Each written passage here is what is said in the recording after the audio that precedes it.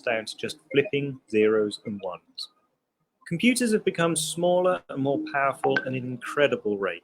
There's more computing power in your cell phone than there was in the entire world in the mid-1960s. And the entire Apollo moon landing could have been run on a couple of Nintendos. Computer science is a subject that studies what computers can do. It's a diverse and overlapping field, but I'm going to split it into three parts: fundamental theory of computer science, computer engineering, and applications. We'll start with the father of theoretical computer science, Alan Turing, who formalized the concept of a Turing machine, which is a simple description of a general-purpose computer. People came up with other designs for computing machines, but they're all equivalent to a Turing machine, which makes it the foundation of computer science. A Turing machine contains several parts: an infinitely long tape that's split into cells containing symbols. There's also a head that can read and write symbols to the tape, a state register that stores the state of the head, and a list of possible instructions. In today's computers, the tape is like the working memory, or RAM. The head is the central processing unit, and the list of instructions is held in the computer's memory. Even though a Turing machine is a simple set of rules, it's incredibly powerful, and this is essentially what all computers do nowadays, although our computers obviously have a few more parts, like permanent storage and all the other components. Every problem that's computable by a Turing machine is computable using lambda calculus, which is the basis of research in programming languages. Computability theory attempts to classify what is and isn't computable. There are some problems that, due to their very nature, can never be solved by a computer. A famous example is the halting problem, where you try and predict whether a program will stop running or carry on forever. There are programs where this is impossible to answer by a computer or a human. Many problems are theoretically solvable, but in practice take too much memory or more steps than the lifetime of the universe to solve. And computational complexity attempts to categorize these problems according to how they scale. There are many different classes of complexity and many classes of problem that fall into each type. There are a lot of real-world problems that fall into these impossible-to-solve categories, but fortunately, computer scientists have a bunch of sneaky tricks where you can fudge things and get pretty good answers, but you'll never know if they're the best answer. An algorithm is a set of instructions independent of the hardware or programming language, designed to solve a particular problem. It's kind of like a recipe of how to build a program, and a lot of work is put into developing algorithms to get the best out of computers. Different algorithms can get to the same final result, like sorting a random set of numbers into order, but some algorithms are much more efficient than others. This is studied in algorithmic complexity. Information theory studies the properties of information and how it can be measured, stored, and communicated. An application of this is how well you can compress data, making it take up less memory while preserving all or most of the information. But there are lots of other applications. Related to information theory is coding theory. And cryptography is obviously very important for keeping information sent over the internet secret. There are many different encryption schemes which scramble data and usually rely on some very complex mathematical problem to keep the information locked up. These are the main branches of theoretical computer science, although there are many more that I didn't have time to go into, like logic, graph theory, computational geometry, automata theory, quantum computation, parallel programming, formal methods, and data structures. But let's move on to computer engineering. Designing computers is a challenge because they have to do so many different things. Designers need to try and make sure that they're capable of solving many different kinds of problems as optimally as possible. Every single task that runs on a computer goes through the core of the computer, the CPU. When you're doing lots of different things at the same time, the CPU needs to switch back and forth between these jobs to make sure everything gets done in a reasonable time. This is controlled by a scheduler, which chooses what to do and when, and tries to get through the tasks in the most efficient way, which can be a very difficult problem. Multiprocessing helps speed things up because the CPU has several cores that can execute multiple jobs in parallel, but this makes the job of the scheduler even more complex. Computer architecture is how a processor is designed to perform tasks, and different architectures are good at different things. CPUs are general purpose, GPUs are optimized for graphics, and FPGAs can be programmed to be very fast at a very narrow range of tasks. On top of the raw hardware, there are many layers of software written by programmers using many different programming languages. A programming language is how humans tell a computer what to do, and they vary greatly depending on the job at hand, from low-level languages like assembly through to high-level languages like Python or JavaScript for coding websites and apps. In general, the closer a language is to the hardware, the more difficult it is for humans to use. At all stages of this hierarchy, the code that programmers write needs to be turned into raw CPU instructions, and this is done by one or several programs called compilers. Designing programming languages and compilers is a big deal because they are the tool that software engineers use to make everything. So they need to be as easy to use as possible, but also versatile enough to allow programmers to build their crazy ideas. The operating system is the most important piece of software on the computer, as it's what we interact with, and it controls how all of the other programs are run on the hardware. And engineering a good operating system is a huge challenge. This brings us to software engineering, writing bundles of instructions telling the computer what to do. Building good software is an art form because you have to translate your creative ideas into these logical instructions in a specific language, make it as efficient as possible to run, and as free of errors as you can. So there are many best practices and design philosophies that people follow. Some other important areas are getting many computers to communicate and work together to solve problems, storing and retrieving large amounts of data, determining how well computer systems are performing at specific tasks, and creating highly detailed and realistic graphics. Now we get to a really cool part of computer science, getting computers to solve real-world problems. These technologies underlie a lot of the programs, apps, and websites we use.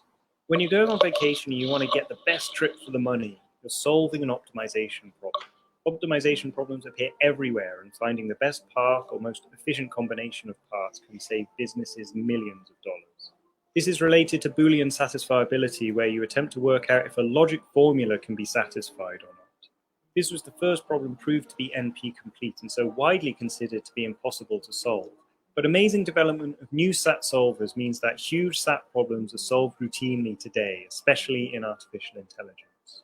Computers extend our brains and multiply our cognitive abilities. The forefront of computer science research is developing computer systems that can think for themselves, artificial intelligence. There are many avenues that AI research takes, the most prominent of which is machine learning, which aims to develop algorithms and techniques to enable computers to learn from large amounts of data, and then use what they've learned to do something useful, like make decisions or classify things. And there are many different types of machine learning. Closely related are fields like computer vision, trying to make computers able to see objects and images like we do, which uses image processing techniques.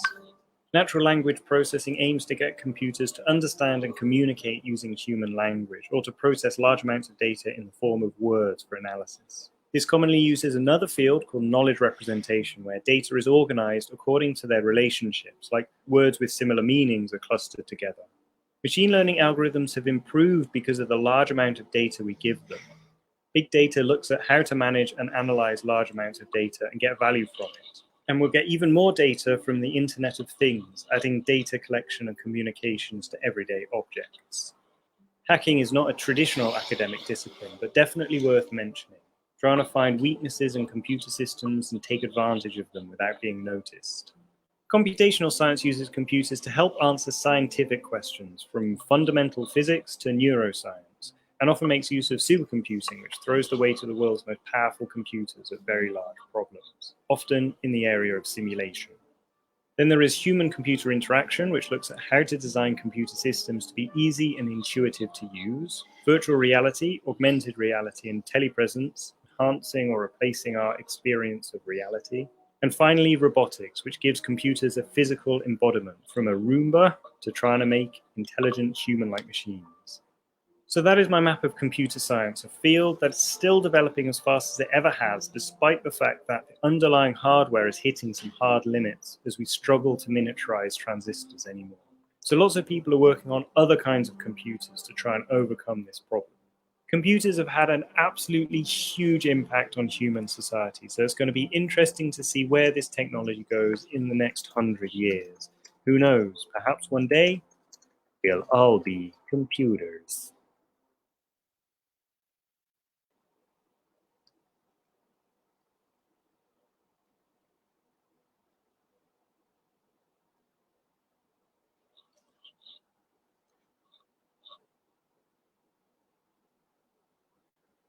Good afternoon, everybody. Welcome to our first series of Career Insider. My name is Brian Law, and we are very glad to have all of you here today. As you saw in the video just now, today we are going to discuss about computer science. So why Career Insider? Basically, what we are going to do is we want to give you a lot of insights about a particular career, and it helps you make the kind of further study decision and that you are about to make in the future. And I believe there are a lot of viewers here today that are students who could just completed your SPM or your pre-U, or there are teachers or parents around. Maybe you can just leave a comment in the comment section and let us know, what are you? Are you a student? If you're a student, just put student. If you are a teacher, just put teacher. If you are parents, just put parents. All right. So we are streaming live on both platforms, on our Study Hub Student Advisory platform and also MyDigitalMaker with MDAC. So we hope both on audience on both platforms, what you can do is help us like our page and also share our stream for today.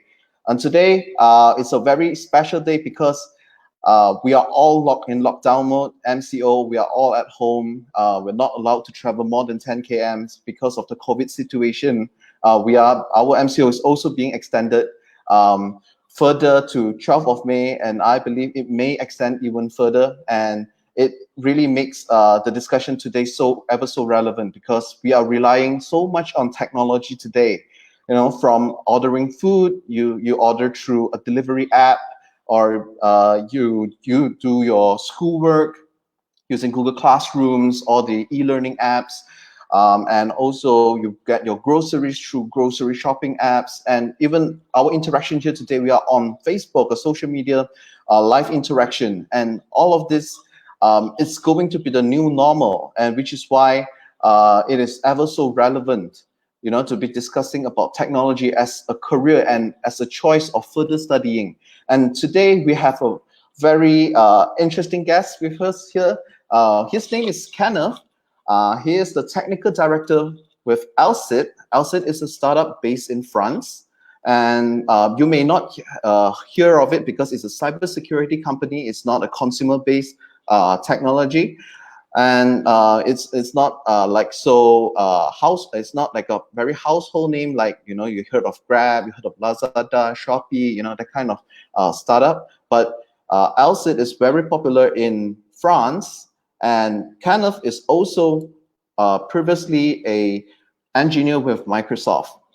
Okay, so his area is in technology, of course. He's the technical director, and he will be sharing more with us on his experience in his 10 years working in tech, and also his experiencing studying in tech. So let us welcome Kenneth. Give us a lot of likes and love, likes and love, likes and love, as you know, as your claps, virtual claps. All right, hi Kenneth, how are you? I'm good. Thanks for inviting. We're honored to be here. All right, thank you, Kenneth. So maybe Kenneth, you can share a little bit about yourself with us.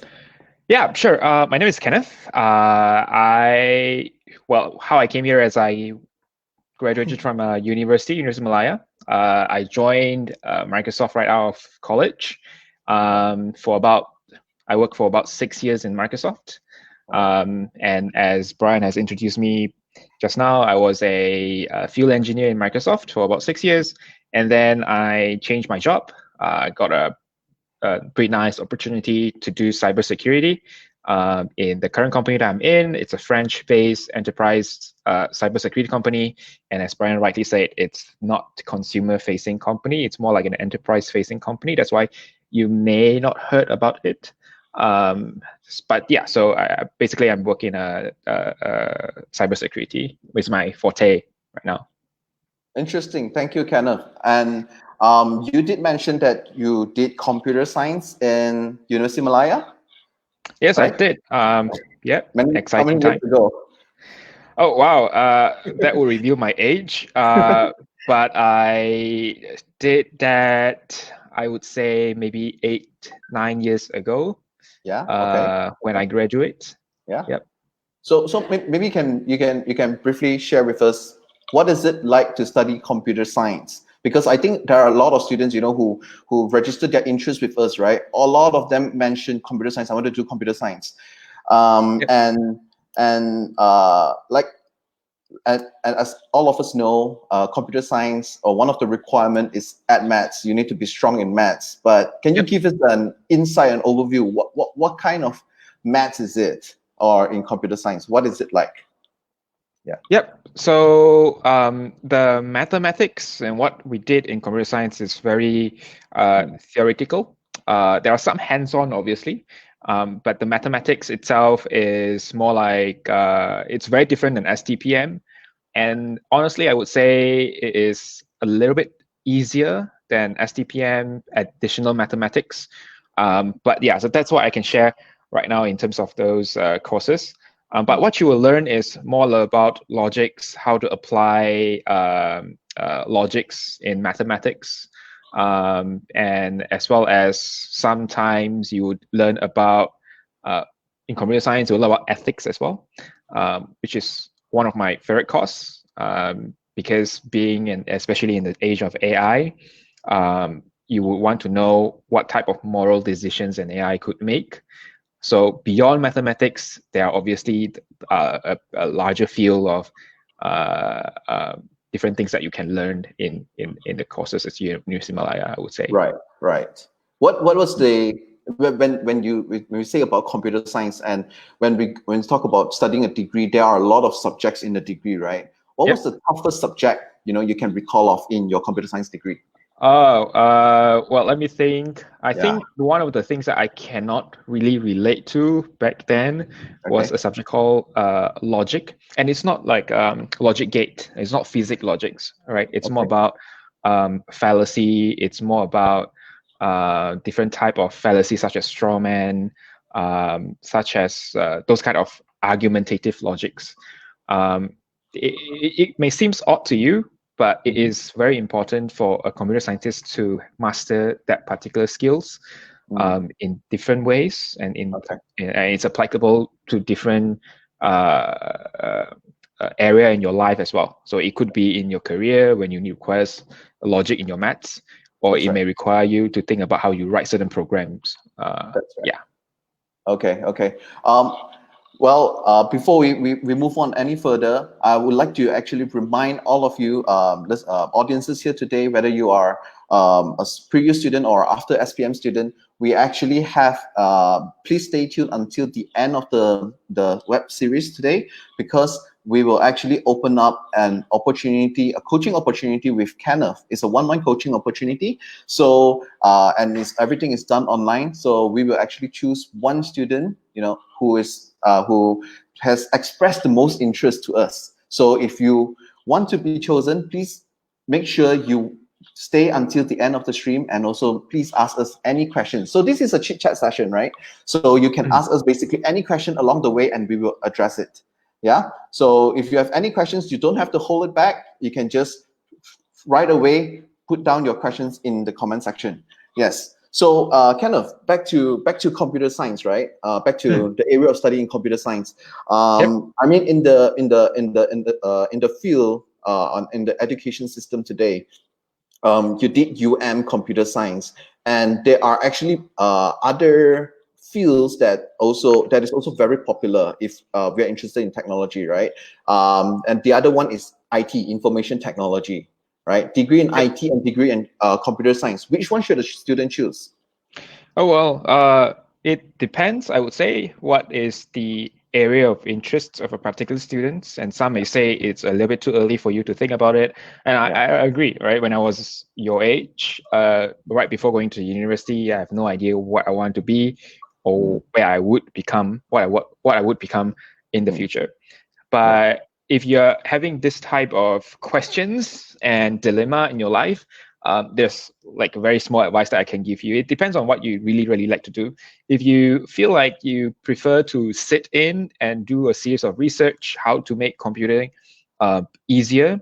If you look at AI, how do you make AI smarter? Or if you look at self-driving cars, how do you make self-driving cars safer? those are the computer science field, I would say, is more related to computer science. It's not 100% related to computer science, but it's more related to computer science.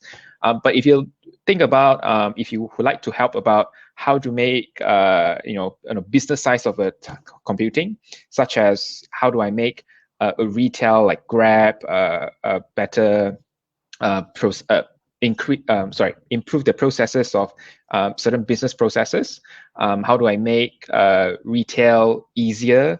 How do I make my boss's job easier, and etc. in a particular company? Then IT will probably align you more in that sense.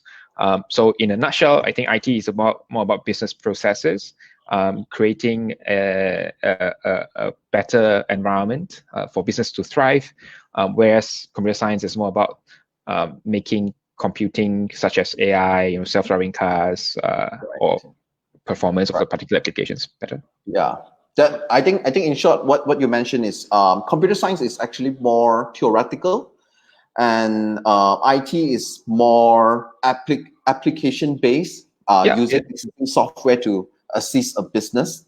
Yep, right? I would say it's like applied mathematics and pure mathematics. Okay, applied mathematics and pure mathematics. Just an interesting observation, right? Like, for example, in the States, most of the technology-related graduates are actually computer science graduates. Yeah, and I think IT degree is not very popular in the States. I do not know why. Yeah. Yep.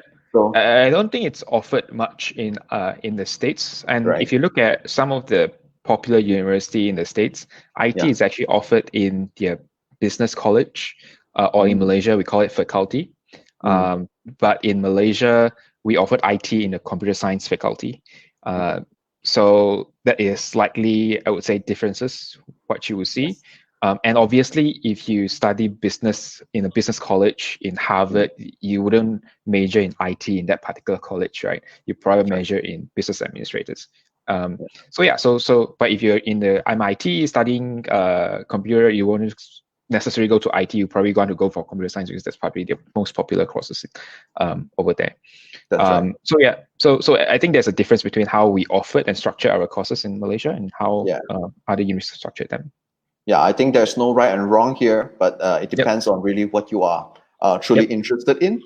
Yep. Yeah, that's just a very interesting observation you had there.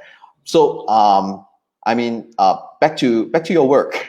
I think we are all very interested to know, after studying a 3 to 4 years computer science or IT degree, and then you come out to work, you want to get into a tech career. What do you actually do in Alsid as a cybersecurity company? Yeah. So I do a lot of different things, and as a pretty small company with very small amount of people we can actually mobilize. I do things that is sometimes out of job scope as well. So I talk to like CIO, or what we call as a Chief Information Officer, or CISO, Chief Information Security Officer, and understand what's their pain point, if they are under attack, certain cybersecurity attacks, what are they trying to do, how we can help to prevent those cyber attacks from happening again. So those are one portion that I'm doing. The second one is obviously to talk to the people that is interested with Alsid, and to tell them how we assist their current structures, how we can integrate with their environment to protect them against what we call as malicious actor, as in hackers, in a layman term, how we solve those type of different problems that each enterprise are facing. So that's my day-to-day job. Briefly. So does that means you come across or you deal with hackers a lot? Not necessarily on a direct basis, but I would say most hacker would heard of Alsid, because what we do is in direct contrast to what they are trying to achieve as well.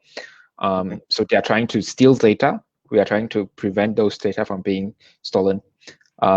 So we don't we don't take a gun and shoot each other, but on an indirect, on a proxy basis, we have that. Yeah. Like you have your terminal and they have their terminal, that kind of thing. Correct. Yep.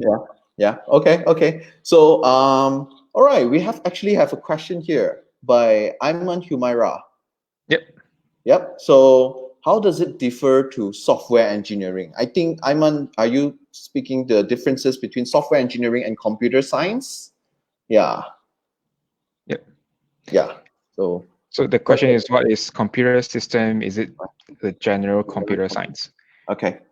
Yeah. Good questions. If I were to be honest with you, I don't know. But I can try to answer it. But take my answer as a very small pinch of salt. So basically, computer system is about what structure as a computer system is more towards operating system. So they would figure out how do a computer system works with the RAM, with the graphic cards, how the RAM, what is the responsibility of the RAM, what is the responsibility of the graphic card, what is the responsibility of CPU, and then you go into the CPU itself, and then to figure out how the CPU works with all the silicon inside, right? How can a simple 1-0 showing graphics right now in front of your monitor, right? So those are computer system. That's what is teaching right now. And then in a more general terms, computer science, it's more broad. It covers more things. It covers such as how do I write instructions for the computer to understand, and how can I make the instructions easier to be understandable or faster to be processed by the CPU. Right, so that's a very total different fields. And then if you go further into it, then they will tell you how do you create artificial intelligence in computer, and the different things that can come up with as well. So very totally different fields. And how does it differ to software engineering? I mean, computer science and software engineering, to your understanding. So software engineering is how if you go into software and computer science, you would start to create software, right? And we'll take the most popular software that you have, like Facebook. And Facebook is fast, as you know. You can just press an app, and then Facebook just pop up and show you all the friends updates that you have. Now, beyond the scene, it's a very complicated things. You have databases. Database can be relational database or non-relational database. And then you have grids, and then you have how do you make Facebook fast? How do you make Facebook have a live stream that doesn't lag at all? How do you combine all these things, different things into a particular app, and how do you structure them into one single software? That's basically engineering. And if you take something that you use on a daily basis, like a car, right? So a car have a wheel, you have a steering, you have your engine, you have your blah, blah, blah. So if you take those apart, they are basically mechanical engineer, right? So they so it's an individual mechanical engineer. But then if you put them together, that's basically the hard part. And I wouldn't say the hard part, but there's more, the different part of it, which is the engineering side of it. How do you combine different things to make a efficient solution? Right. So software engineering, in a nutshell, is to combine different things, engineer it to the consumer, for the consumer use. Computer science is more broad, more fundamental, right? Yep. And software engineering is directly focusing on creating softwares that solve day-to-day problems for businesses, for individuals, etc. Yeah, because in the software, you have a lot of modules. You have database, you have the graphics itself, you have the logic itself. So the engineer is like an architect. But there's a different field called software architect as well, which we're not going to touch. So roughly it's like that. And to give you some context, how structured it back then is that in the computer science of courses, you have software engineer, you have artificial intelligence, major in artificial intelligence, major in software engineer, majoring in networking, and I think the last one is major in IT as well. So So right now, UM has major in AI as well. yep. Yeah, right. So it's a very interesting context. So if you are interested in computer science and disregarding which university that you are interested into, you should actually find out what their major is, because I think the major is going to put a focus on in your studies. And if you can find the major that you are interested in, that would be extremely good. And I think getting into UM's computer science today is also not an easy job right now, because last we checked, the past results was all 4 flats for matriculasi. Regarding your immatriculasi or STPM, is 4 flats required into UM computer science. Yes. So how about let's go back into how are you, Kenneth? How are you relating what you have learned in computer science in your degree, right? And how do you actually apply into your work today? So I think a lot of people can relate when I say a lot of things that you learn in schools, you don't necessarily know about them or remember them anymore, which I think is kind of true. But I wouldn't say I wasted my time studying in the university. I studied I studied a lot of different skills, skills such as how do you apply the skills in your day-to-day job. For example, how do you solve certain problems using mathematics?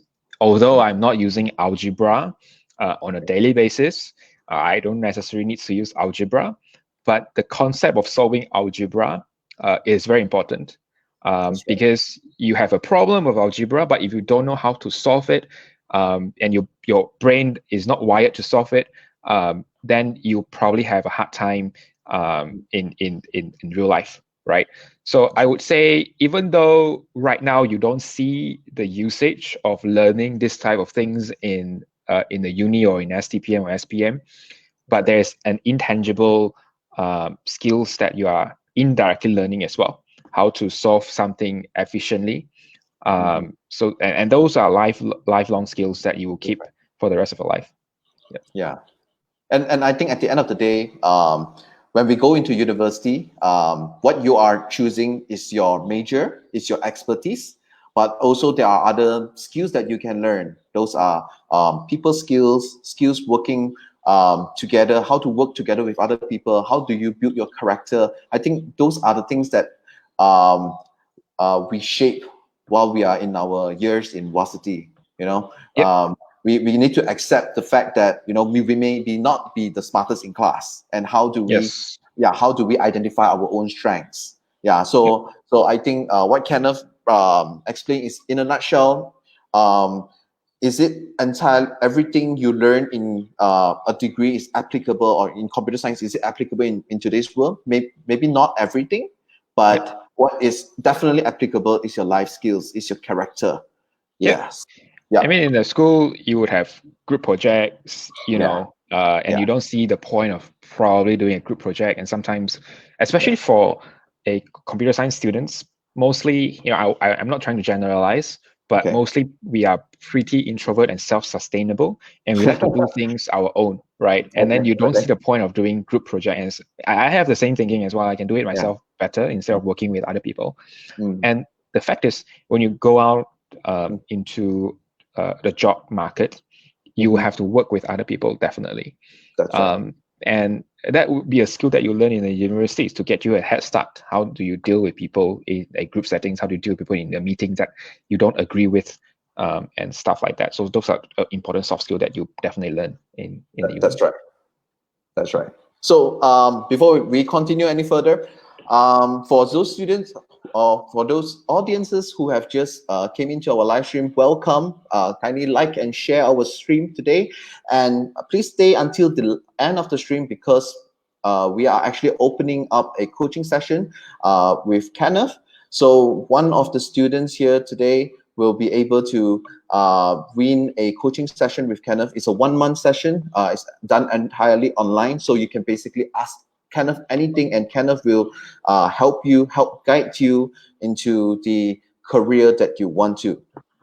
So, Kenneth, you were previously from Microsoft, one of the largest company in the world.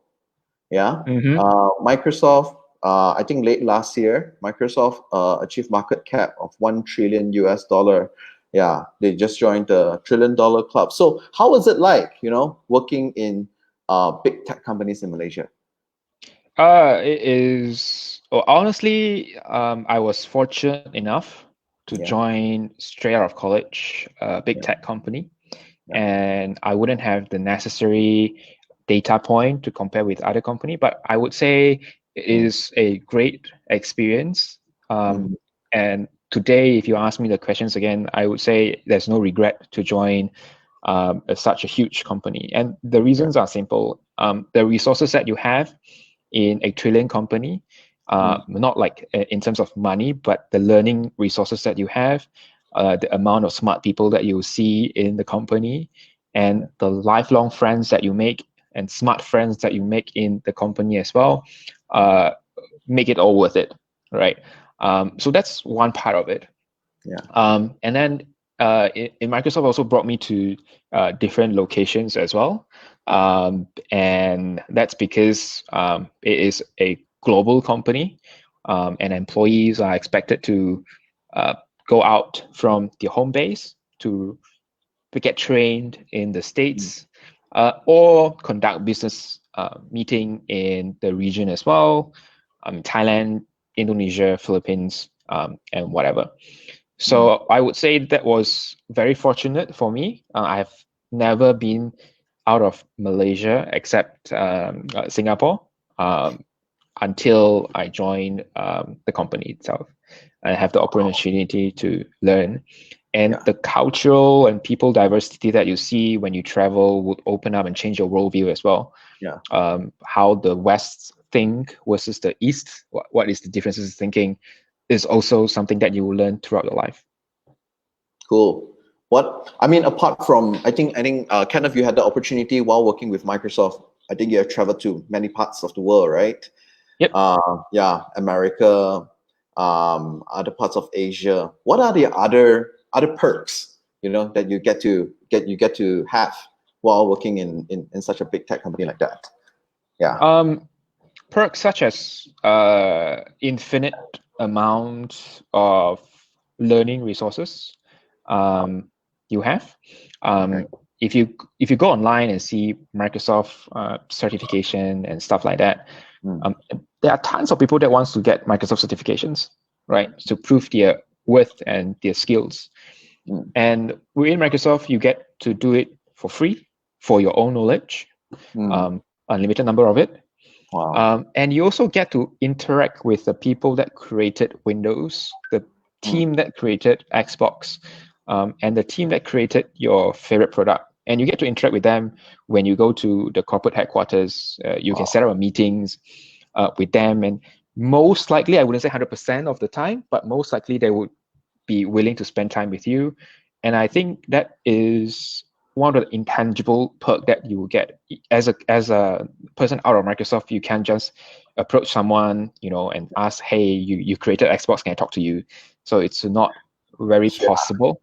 But I think that's some of the perks that I had the opportunity to use when I was there. Wow. Yeah, imagine you get to speak to someone, understand their thinking process behind someone who created Xbox. Yep. Yeah. Wow. A lot of geniuses in there as well. I would say one of the perks is basically to be able to pick their mind, see how they think, how they got here. Do you get to see their secret R&D? No. So that's you can actually go to the lobby, but you cannot go further than that. So there's a building called Studio X, I think, if I'm mistaken. Where is this? This is in headquarters Seattle? Yes, in Redmond, in Seattle, Redmond, Washington. So there's a Studio X, they name it Studio X, and all this highly confidential design of Xbox and computing all there. Apparently, rumor says Surface was born there as well. Okay. Interesting. All right.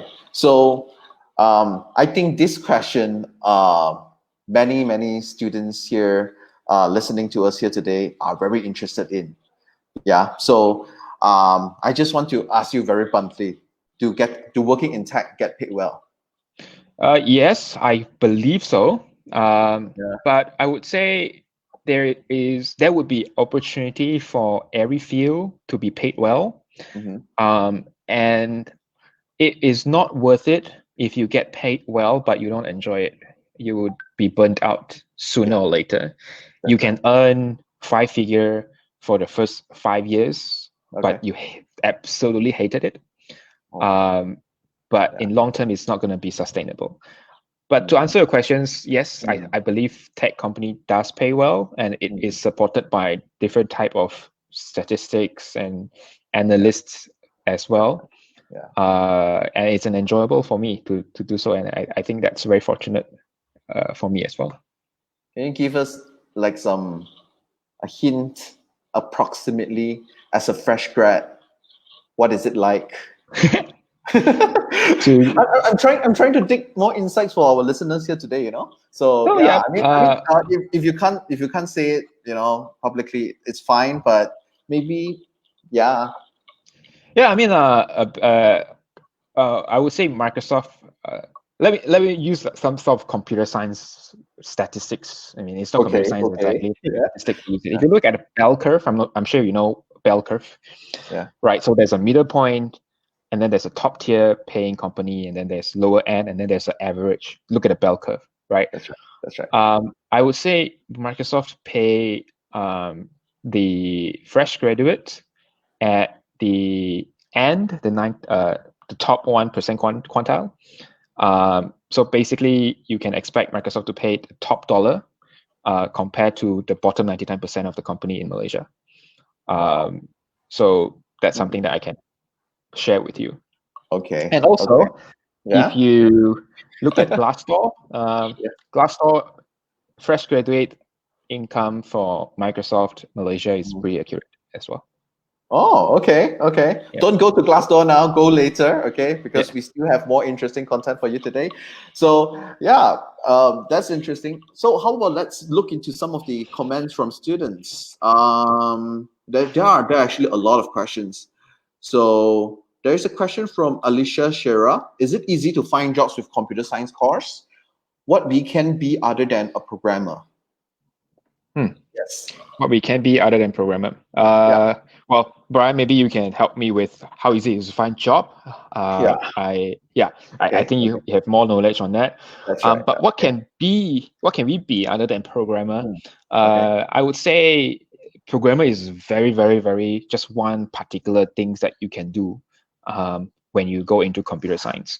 I have people and colleagues and friends that went in computer science and ended up doing not doing programmer.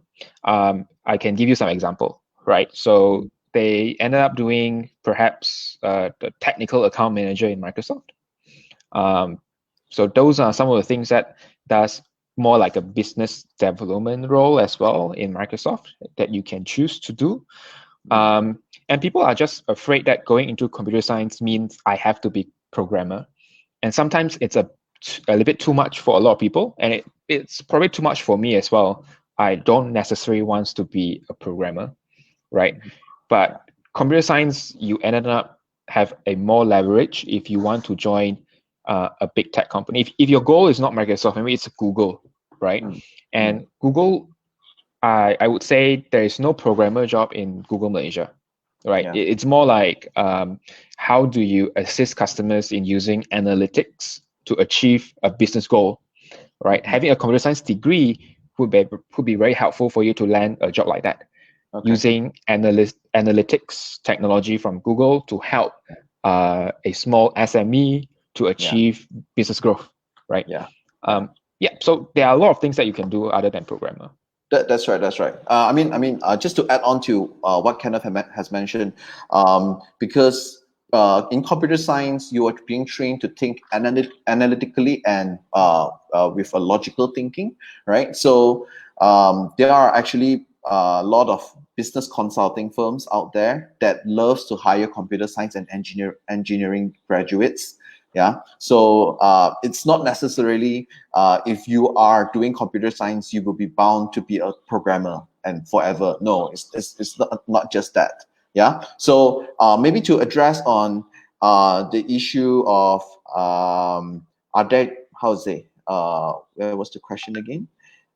Is it easy to find jobs with computer science course? Okay, let me just give you this perspective. So in our last stream, we actually also mentioned, we also shared a LinkedIn statistic. So this is a LinkedIn report, a report developed by LinkedIn for Malaysia. So he did mention in year 2020, the top 10 emerging jobs, 7 of the top 10 emerging jobs are actually tech-based.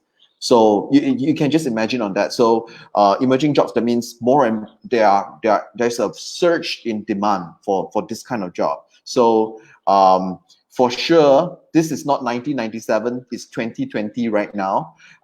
There are so many companies out there that requires technology, digital skills, and even with in addition to right now in our MCO condition, digital skills is definitely needed. Yeah. So yeah, I mean, Alicia, I hope that answers your questions. Okay. So let's maybe move on to another question. Okay. By Zaki. Zaki says, can I take diploma in science computer if I don't take computer subject in school? Yeah, definitely.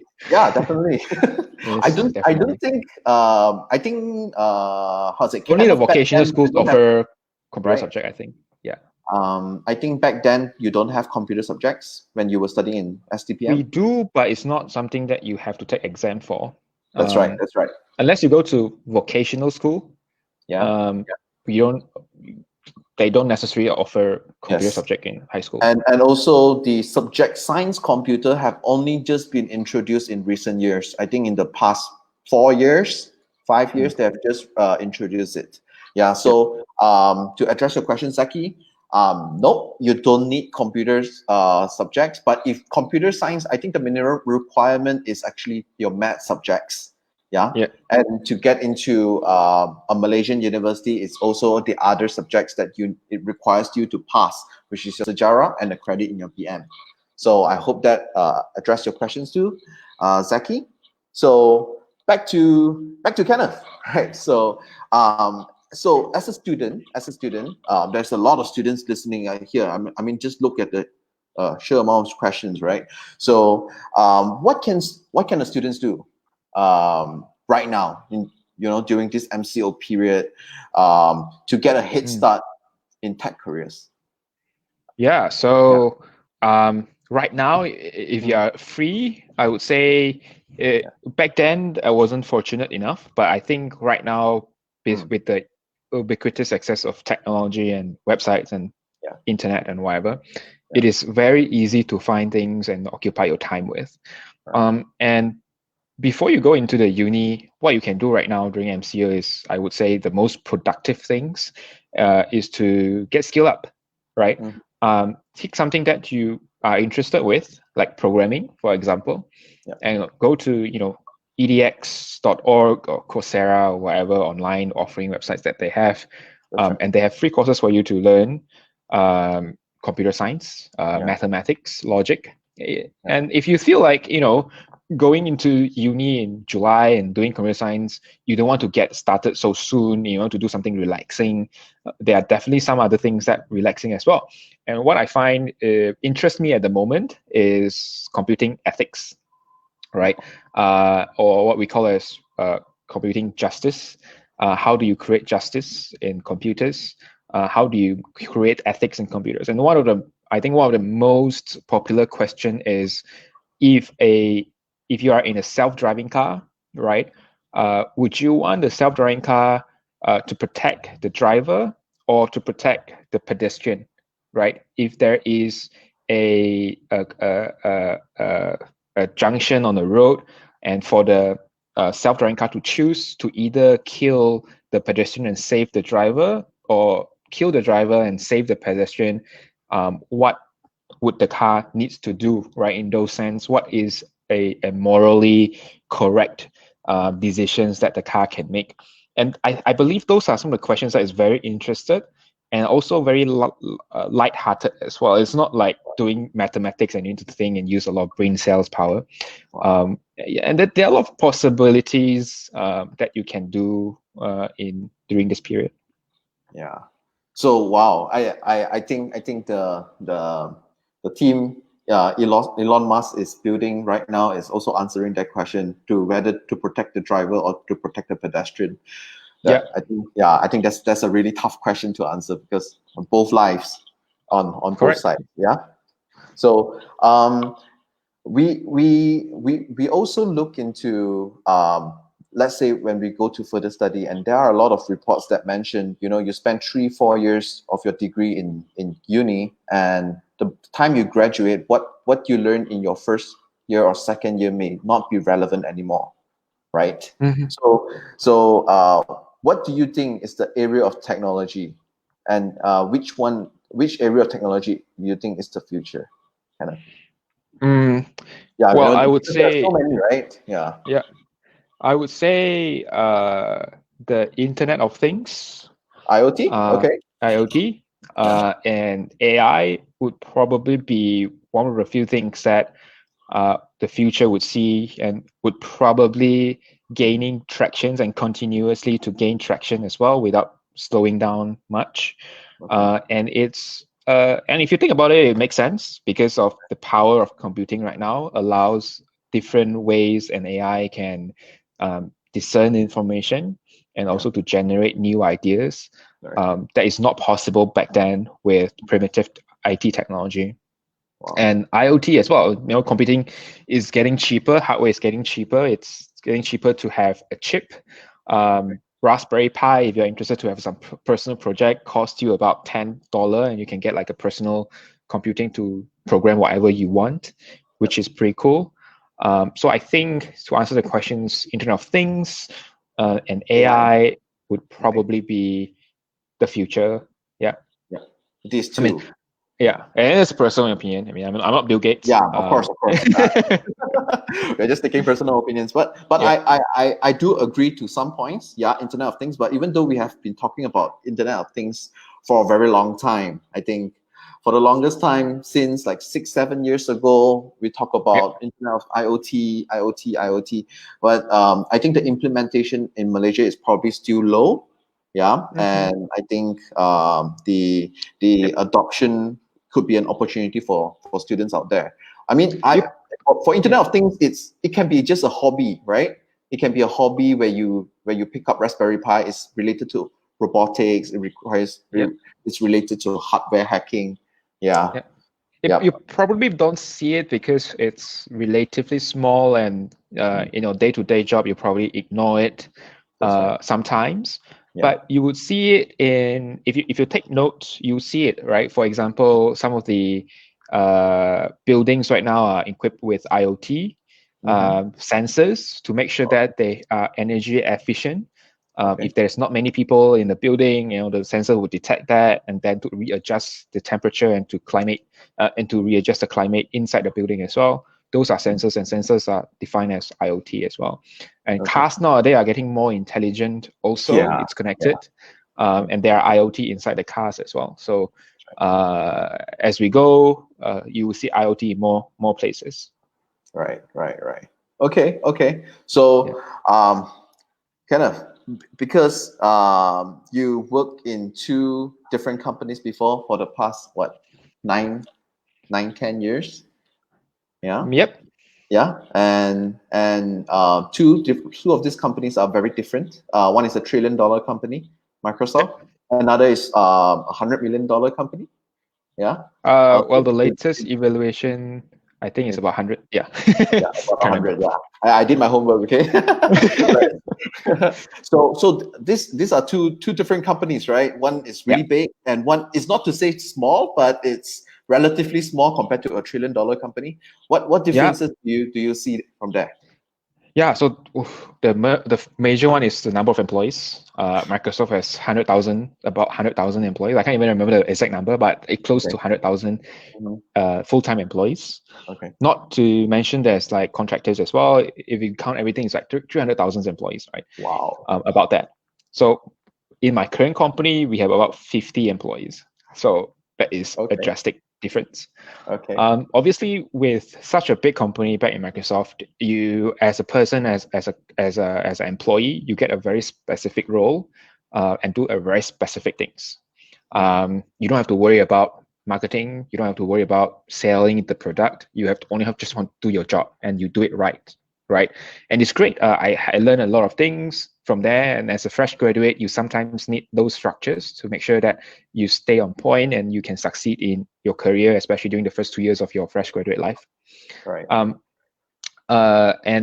Some people like it, and some people will choose to stay in that point, which is fine. There's no right and wrong. But for me, I decided to change into a different company, a smaller one. And in a small company, it's very different. And when I first joined, it doesn't have any fixed job scope. And they tell you, we can hire you as a technical director or whatever. But eventually, you have to figure out what you need to do to bring the company into the market to ensure that the company can succeed as well, whether in charge of the marketing, in charge of making sure there's a webinar and allow people to know about the brand, even find translators to translate our contents and the product itself. Also part of my role back then as well. So if you like to do different things at the same time to keep yourself interest, and that's something that I enjoy as well. And that's fine. I mean, but that's the difference between a multinational company with a proper structure, with a new startup that is still trying to establish their internal culture, which we currently still are trying to figure out what is our culture and what we want to be as a company. Yeah, but Microsoft, it has their own culture already, right? And it's very hard if you want to they change. hire consultants to help shape their culture and see what is the most efficient culture that they can do. So I think essentially the big companies have a very fixed way of doing things, and that's not necessarily a bad thing because it provides you very clear guidance. This is what you need to do. And clearly, it's working well for multi-trillion company. I mean, it's proven to work very well. The share market has told, the market has told them that it's very well. The sales has told them it's very well. And I mean, a smaller company, $100 million, really, it's not a small company, but you get to, like what Kenneth said, you really get to explore different kind of things. I think you're employee number 1 in Asia, right? Or number 2? Yes, I'm employee number 1 in Southeast Asia, employee number 2 in Asia Pacific. Wow. Yeah. It's a great learning because as a very, very early employees, you get to define what the company will look like, what you want the company to be. And it's an important learning for me as well, because the decisions that we make every day would probably be adopted by the future employees as well.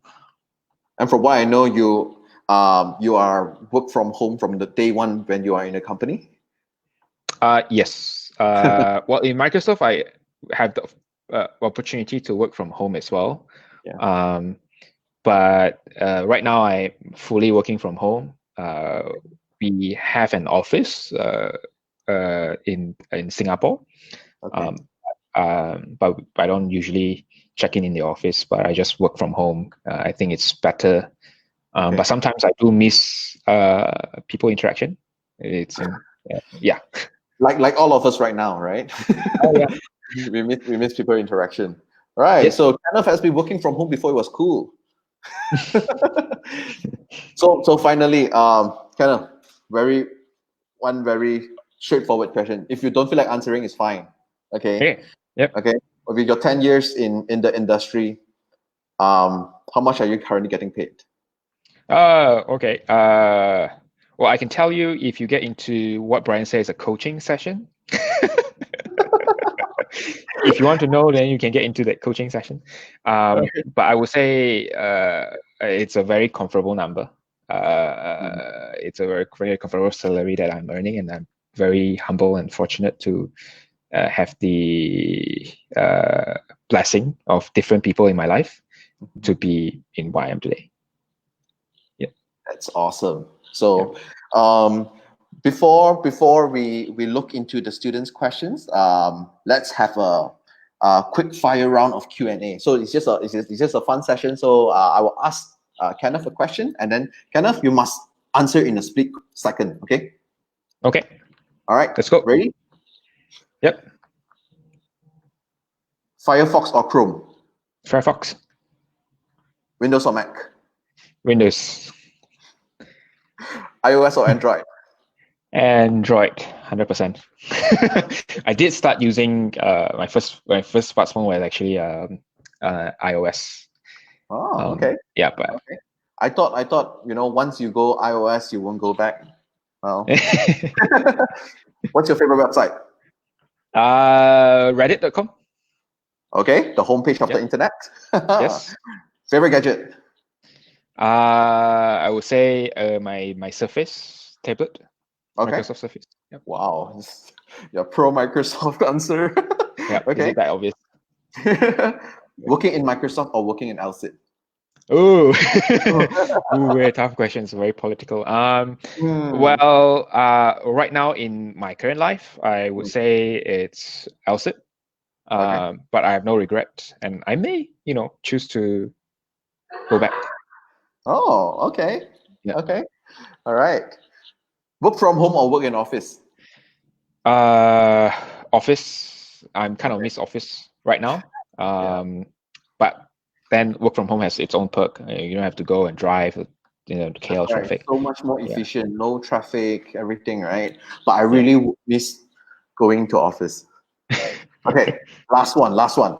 Paid well but not happy, or low pay but very happy? Oh, I'm a very capitalist, monetary focused people, so I would choose money over happiness. Okay, that's your choice. That's awesome. Okay, so students, audiences, if you are interested in a 1-month coaching session with Kenneth, so please make sure to fill up the link that we will be sending in the comment section shortly. Okay, so this is only open for students. So parents, please, you don't need to be coach. It's only for students. Yeah, and also teachers, sorry, this is only for your students.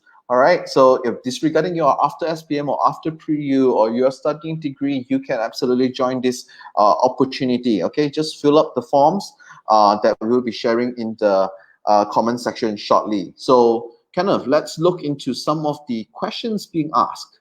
Yep. All right, so we have a question from Farhana Safi. Will it be fine if I study diploma in IT, then study bachelor in computer science?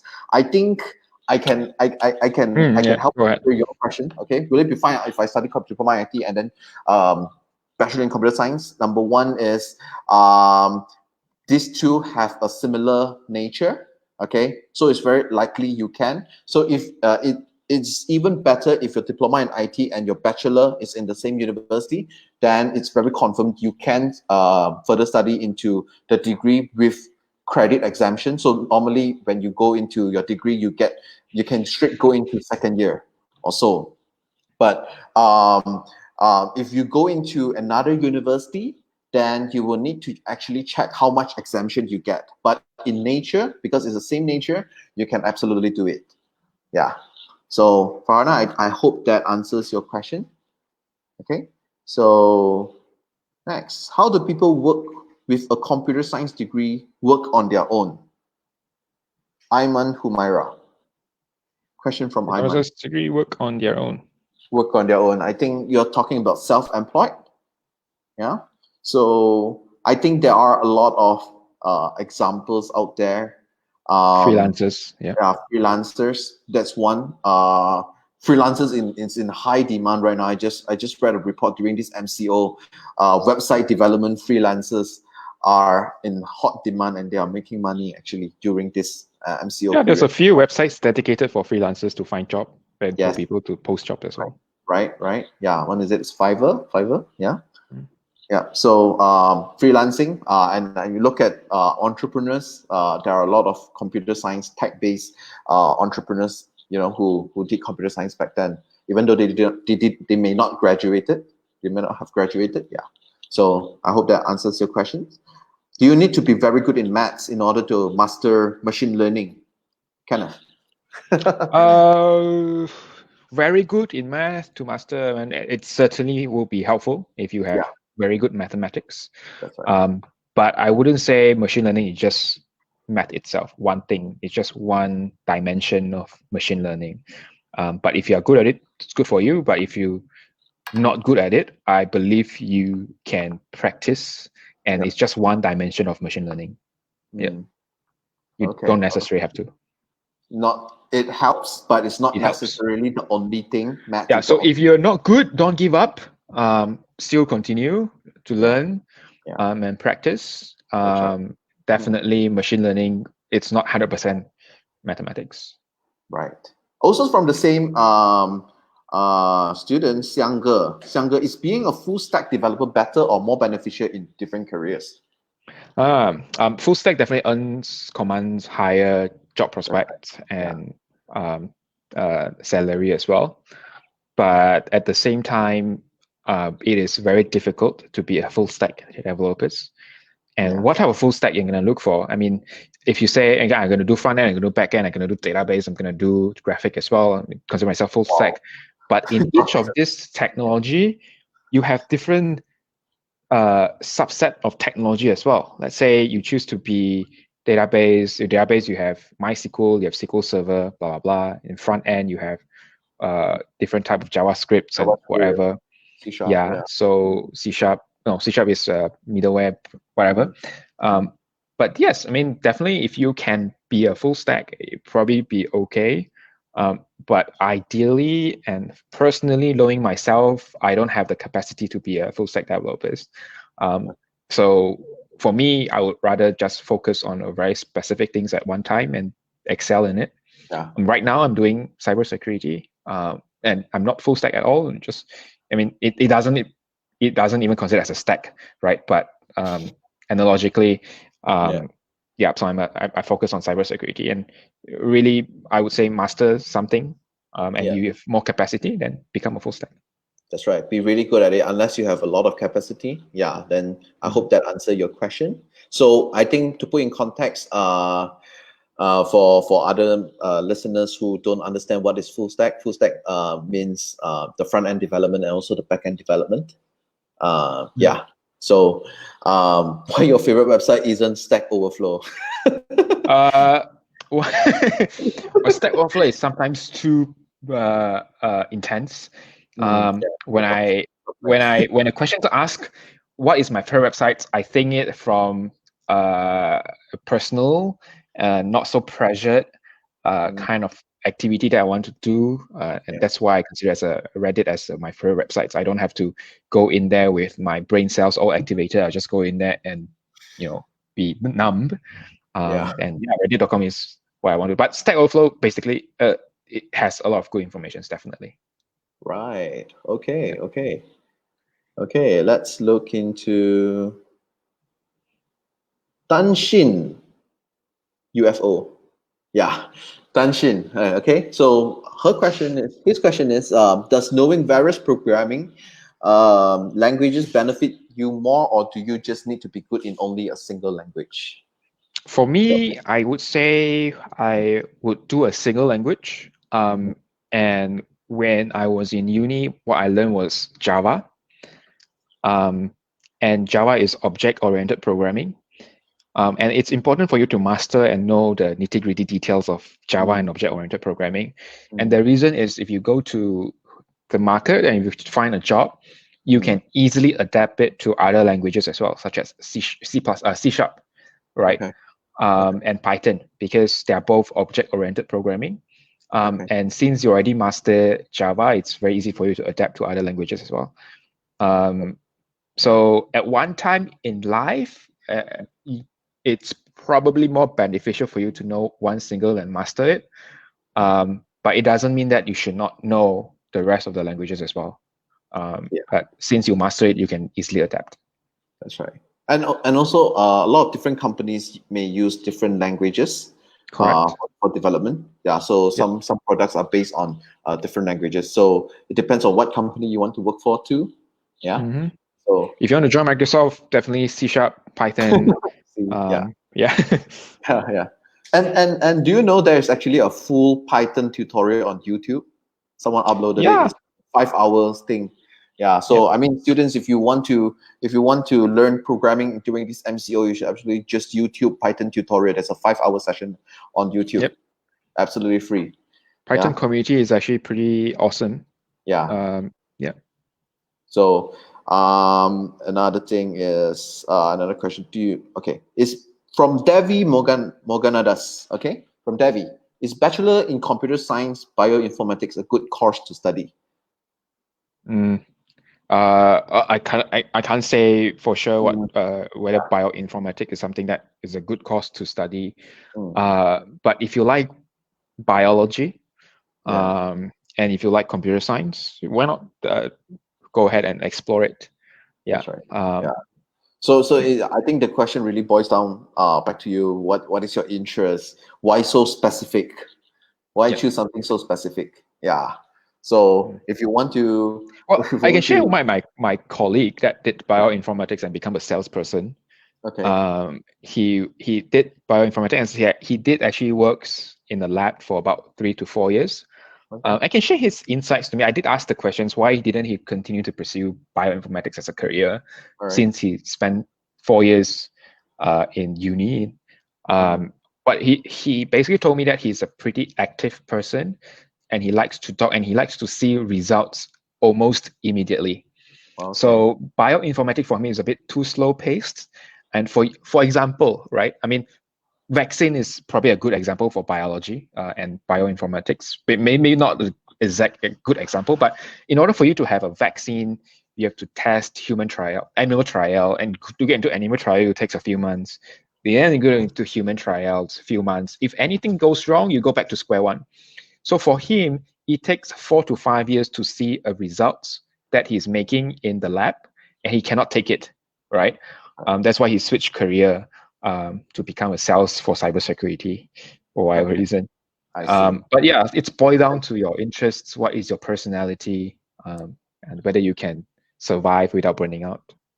That's right. So Kenneth, it's already 4:02 right now. Maybe we will take one last question. Okay, one last question. It's from Xiangge again. Xiangge, his question is, how can I improve my problem-solving skills? It gives many benefits in computer science, right? So how can I improve my problem-solving skills? I think it's something that you need to learn on a daily basis. But for me, I learned about arguments and logic. It's something that I invest some of my time in, even on my free time as well. How do you apply logic on your daily conversations? And I think that would help you in problem solving. And there's a few websites that covers fallacies, which I truly encourage you to look for. It will help you in those areas. Okay. So thank you very much for your time, Kenneth. Yep. So thank you, Brian. That's it for our session today. We have another live stream session tomorrow at 9 p.m. at night, even though it's 1st of May, Labor Day. Yeah, so it's a Labor Day stream. We are going to speak to Asia Pacific University. It's a premium digital tech university. And you can actually watch the stream at our Study Hub Student Advisory Facebook page. It starts sharp at 9 p.m. So if you are interested in APU, you should absolutely go watch that stream at 9 p.m. tomorrow. So if you are interested to be coached by Kenneth, we have already posted the link, okay, on the coaching session. So what you can do is just fill up the form. We will only choose one student. seriously, only one student. You can tap into Kenneth's brain. You can ask him any questions. It's a good way to get insights to prepare you for university and even shape your direction for your future. I hope I had that when I was in Form 6 or Form 5.